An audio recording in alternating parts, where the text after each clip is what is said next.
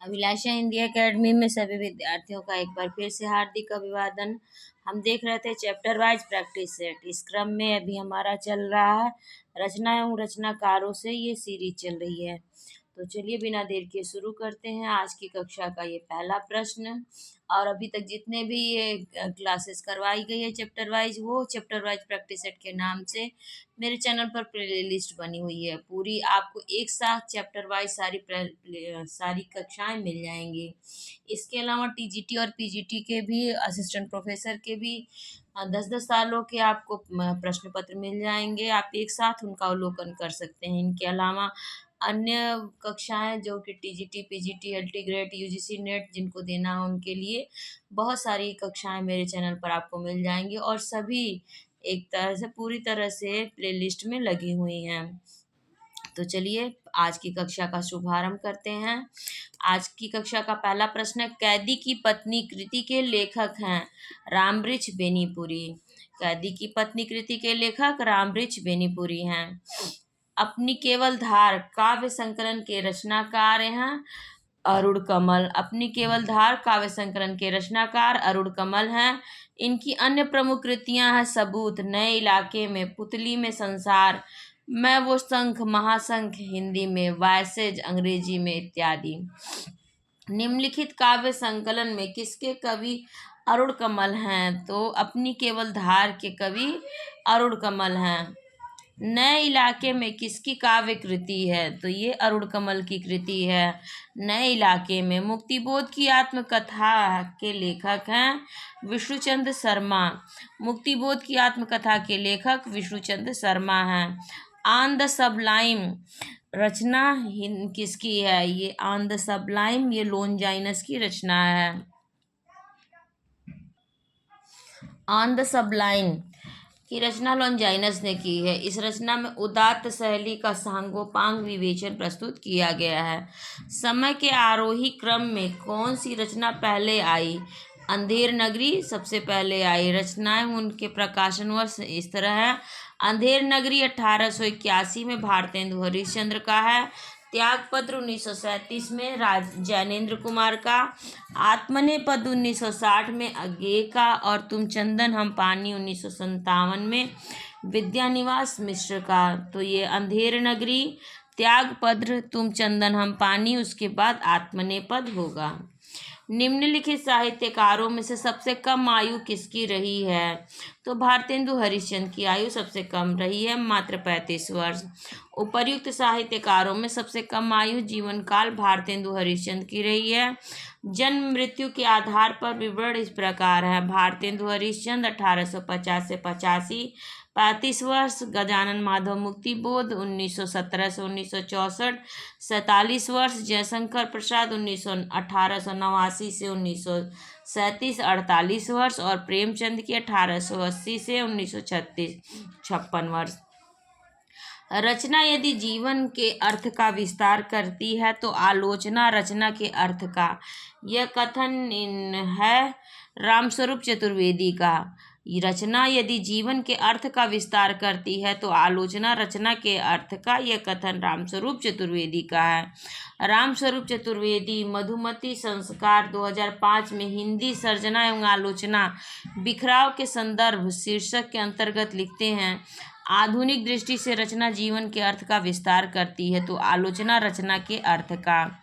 काव्य संसार के प्रति कवि की भाव प्रधान मानसिक प्रतिक्रियाओं की कल्पना के ढांचे में ढली हुई श्रेय की प्रेम रूपा प्रभावोत्पादक अभिव्यक्ति है। काव्य की यह परिभाषा देने वाले हैं बाबू गुलाब राय।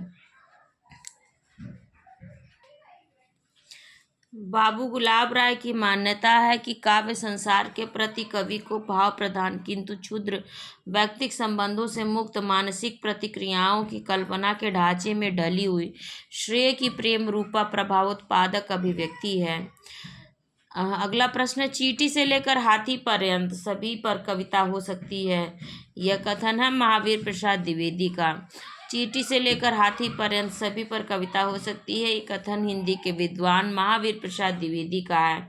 आचार्य रामचंद्र शुक्ल का कथन है, जिस प्रकार आत्मा की मुक्तावस्था ज्ञान दशा कहलाती है उसी प्रकार हृदय की मुक्तावस्था रस दशा कहलाती है। हृदय की इसी मुक्ति साधना के लिए मनुष्य की वाणी जो सब विधान करती आई है उसे कविता कहते हैं। जिस तरह हम बोलते हैं उस तरह तू लिख, और उसके बाद भी हमसे बड़ा तू दिख। उपर्युक्त पंक्तियों के रचनाकार हैं भवानी प्रसाद मिश्र जी। जिस तरह हम बोलते हैं उस तरह तू लिख, और उसके बाद भी हमसे बड़ा तू दिख। पंक्तियों के रचनाकार भवानी प्रसाद मिश्र हैं। ये पंक्तियां 1930 ईस्वी में प्रकाशित कवि शीर्षक कविता की हैं। जो हो, मैंने आप कई बेर परिश्रम किया कि खड़ी बोली में कुछ कविता बनाओ, पर वह मेरे चित्तानुसार नहीं। यह कथन है भारतेंदु हरिश्चंद्र जी का। जो हो, मैंने आप कई बेर परिश्रम किया कि खड़ी बोली में कुछ कविता बनाओ, पर वह मेरे चित्तानुसार नहीं। यह कथन नवजागरण के अग्रदूत भारतेंदु हरिश्चंद्र का है।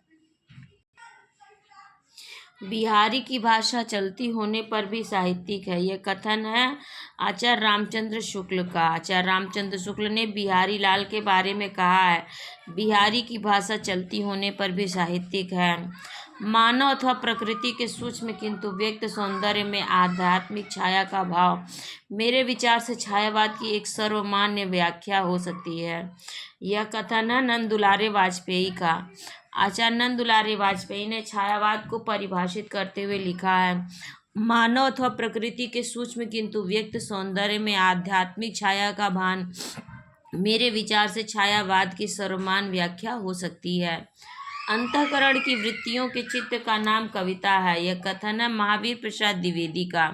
आचार्य महावीर प्रसाद द्विवेदी के अनुसार अंतःकरण की वृत्तियों के चित्त का नाम कविता है।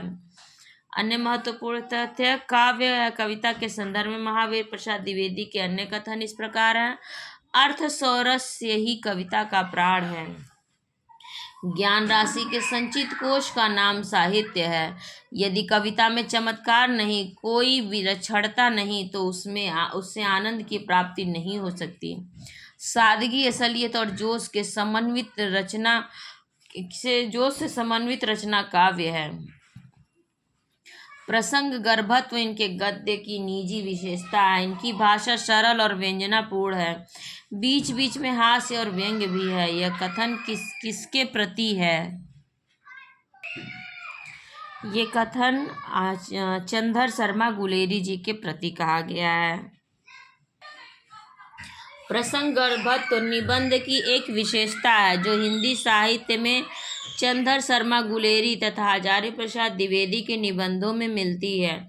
चंद्र शर्मा गुलेरी की भाषा सरल और व्यंजनापूर्ण तो है ही, साथ ही उसमें हास्य और व्यंग्य का भी समन्वय मिलता है। कछुआ धर्म, मारे सी मोहि कुठाव इनके चर्चित निबंध हैं। छायावाद और उत्तर छायावाद के प्रति कुछ वैसा ही संबंध दिखता है जैसा मध्यकाल में भक्ति काव्य और रीति काव्य के बीच था। पंक्तियों के लेखक हैं डॉक्टर रामस्वरूप चतुर्वेदी। डॉक्टर रामस्वरूप चतुर्वेदी अपनी पुस्तक हिंदी साहित्य एवं संवेदना का विकास में लिखते हैं, छायावाद और उत्तर छायावाद के बीच कुछ वैसा ही संबंध दिखता है जैसा मध्यकाल में भक्ति काव्य और रीति काव्य के बीच था। निम्नलिखित में से सौष्ठववादी आलोचक किसे कहा गया है? आचार्य नंद दुलारे वाजपेयी को। आचार्य नंद दुलारे वाजपेयी को प्रायः छायावादी, स्वच्छंदतावादी, सौष्ठववादी, रसवादी, आध्यात्मवादी समीक्षक कहा गया है। ये नाम ही इस बात के सूचक है कि उनकी समीक्षा पर किसी वाद का अधिकार नहीं रहा है। निम्नलिखित में से सौष्ठववादी आलोचक कहा जाता है नंद दुलारे वाजपेयी को। हिंदी आलोचना में शुक्ल जी की चिंतात्मक मान्यताओं को सबसे प्रबल समर्थन दिया है विश्वनाथ प्रसाद मिश्र ने। रीतिकाल की आलोचना करते हुए इस संदर्भ में आचार्य रामचंद्र शुक्ल ने ही अपने इतिहास ग्रंथ में एक टिप्पणी इस प्रकार की है, वास्तव में श्रृंगार और वीर इन्हीं दो रसों की कविता इस काल में हुई। प्रधानता श्रृंगार की रही। इससे इस काल को रस के विचार से कोई श्रृंगार काल कहे तो कह सकता है। पंडित विश्वनाथ प्रसाद मिश्र हिंदी साहित्य का अतीत भाग 2 इस विषय पर व्यापक ढंग से विचार करते हुए अपनी मान्यताएं देते हैं कि जिसने श्रृंगार काल नाम प्रस्तावित किया उसका सौभाग्य है कि इस नामोल्लेख के अनंतर जितने हिंदी साहित्य के इतिहास हाट में बिकने आए उन्होंने किसी न किसी रूप में उसके लिए युग के विभाजन की अर्हता स्वीकार ली। आचार्य मिश्र प्रकारांतर भाव से यह स्वीकृति देते हैं कि इस नामकरण के पीछे आचार्य शुक्ल का नामकरण विषयक अभिमत मूल में अवश्य है। रीति नामकरण विषयक अनौचित्य तथा श्रृंगार काल के औचित्य की चिंतन विषयक अवधारणा के मूल में स्वयं आचार्य शुक्ल ही हैं और उनके द्वारा निर्दिष्ट रीति काल के लिए श्रृंगार काल शब्द की स्थापना के सटीक तर्क शुक्ल जी के न होकर आचार्य विश्वनाथ प्रसाद मिश्र के ही हैं। अतः इस नामकरण की अवधारणा शुक्ल जी से न जोड़कर पंडित विश्वनाथ प्रसाद मिश्र से ही जोड़ी जाती है। इस आधार पर यह कहा जा सकता है कि हिंदी आलोचना में शुक्ल जी की चिंतनात्मक मान्यताओं को सबसे प्रबल समर्थन विश्वनाथ प्रसाद मिश्र ने दिया है। यदि द्विवेदी जी न उठ खड़े होते तो जैसी अव्यवस्थित व्याकरण विरुद्ध और उटपटांग भाषा चारों ओर दिखाई पड़ी थी उसकी परंपरा जल्दी न रुकती। यह कथन है आचार्य रामचंद्र शुक्ल का। आचार्य रामचंद्र शुक्ल का कथन है कि यदि द्विवेदी जी न उठ खड़े होते तो जैसी अव्यवस्थित व्याकरण विरुद्ध और उटपटांग भाषा चारों ओर दिखाई पड़ती थी उसकी परंपरा जल्दी न रुकती। उनके प्रभाव से लेखक सावधान हो गए और जिनमें भाषा की समझ और योग्यता थी उन्होंने अपना सुधार किया। गोस्वामी के प्रादुर्भाव को हिंदी काव्य के क्षेत्र में एक चमत्कार समझना चाहिए। यह कथन है आचार्य रामचंद्र शुक्ल का। गोस्वामी के प्रादुर्भाव को हिंदी काव्य के क्षेत्र में एक चमत्कार समझना चाहिए। यह कथन आचार्य रामचंद्र शुक्ल का है जो कि रामचरितमानस के रचयिता गोस्वामी तुलसीदास के संबंध में कहा गया है। गोस्वामी जी के संबंध में हजारी प्रसाद द्विवेदी का कथन है इस प्रकार है। तुलसी का संपूर्ण काव्य समन्वय की विराट चेष्टा है। गुप्त जी वास्तव में सामंजस्यवादी कवि हैं। प्रतिक्रिया का प्रदर्शन करने वाले अथवा मद में घूमने या झीमने वाले कवि नहीं हैं। मैथिली शरण गुप्त का यह मंतव्य संबंधित है आचार्य रामचंद्र शुक्ल से। गुप्त जी वास्तव में सामंजस्यवादी कवि हैं। प्रतिक्रिया का प्रदर्शन करने वाले अथवा मद में झूमने या झीमने वाले कवि नहीं हैं। मैथिली शरण गुप्त पर यह मंतव्य आचार्य रामचंद्र शुक्ल का है। आचार्य रामचंद्र शुक्ल ने मैथिली शरण गुप्त को समन्वयवादी कवि कहा है। गुप्त जी ने स्वयं को कौटुंबिक कवि मात्र कहा है। गांधी जी ने इन्हें राष्ट्र कवि की उपाधि दी है। विख्यात जीवन व्रत हमारा लोक हित एकांत था, आत्मा अमर है देह नश्वर है, यह अटल सिद्धांत था। उपर्युक्त पंक्तियां हैं भारत भारती से। विख्यात जीवन व्रत हमारा लोक हित एकांत था, आत्मा अमर है देह नश्वर यह अटल सिद्धांत था। उपर्युक्त काव्य पंक्तियां मैथिली शरण गुप्त द्वारा रचित भारत भारती में संग्रहित हैं। दुखी जीवन की कथा रही क्या कहूँ आज जो नहीं कही, काव्य पंक्तियां हैं सरोज स्मृति से। दुखी जीवन की कथा रही क्या कहूँ आज जो नहीं कही। उपर्युक्त काव्य पंक्तियां मुक्त छंद के प्रवर्तक महाकवि सूर्यकांत त्रिपाठी निराला द्वारा रचित सरोज स्मृति नामक कविता की है। आर्थिक चिंताओं के बीच पुत्री सरोज का देहांत हो जाता तब निराला जी ने सरोज स्मृति नामक कविता लिखी है। सच्चा प्रेम वही है जिसकी तृप्ति आत्मबल पर हो निर्भर, त्याग बिना निष्प्राण प्रेम है करो प्रेम पर प्राण निछावर। इन पंक्तियों के रचयिता हैं राम नरेश त्रिपाठी जी।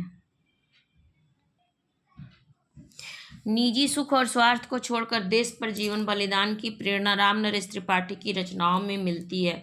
कवि की दृष्टि में वास्तविक प्रेम देश प्रेम है। सच्चा प्रेम वही जिसकी तृप्ति आत्मबलि पर हो निर्भर, त्याग बिना निष्प्राण प्रेम है करो प्रेम पर प्राण निछावर। देश प्रेम वह पुण्य क्षेत्र है अमल असीम, त्याग से विलसित, आत्मा के विकास से जिसमें मनुष्यता होती है विकसित। यह अद्भुत है कि राम नरेश त्रिपाठी की कविता में मानवीय प्रेम और प्रकृति प्रेम भी देश प्रेम बन जाते हैं। लीक पर वे चले जिनके चरण दुर्बल और हारे हैं, हमें तो हमारी यात्रा से बने ऐसे अनिर्मित पंथ प्यारे हैं। इन पंक्तियों के सृजेता सर्वेश्वर दयाल सक्सेना बहुत ही महत्वपूर्ण हैं और बहुत परीक्षाओं में पूछी जाती हैं। लीक पर वे चले जिनके चरण दुर्बल और हारे हैं, सर्वेश्वर दयाल सक्सेना की पंक्तियां हैं। लीक पर वे चले पंथ हम प्यारे हैं। कविता के रचयिता सर्वेश्वर दयाल सक्सेना है। मैंने कब कहा अहंग से मेरी बड़ी हो तुम। काफ़ी हाउस में एक मेलोड्रामा तथा विगत प्यार इनकी चर्चित कविताएं हैं। सर्वेश्वर दयाल सक्सेना के महत्वपूर्ण तथ्य हैं। तीसरे शतक पर नई कविता के कवि हैं ये। काव्य संग्रह इनकी घंटियाँ, काठ की घंटियाँ, बांस के पुल, एक सूनी नाव, गर्म हवाएं, कुआनो नदी, जंगल का दर्द, खूंटियों पर टंगे लोग। उपन्यास है इनका सोया हुआ जल, पागल कुत्तों का मसीहा। नाटक है इनके बकरी, लड़ाई, अब गरीबी हटाओ, होरी धूम मचारी।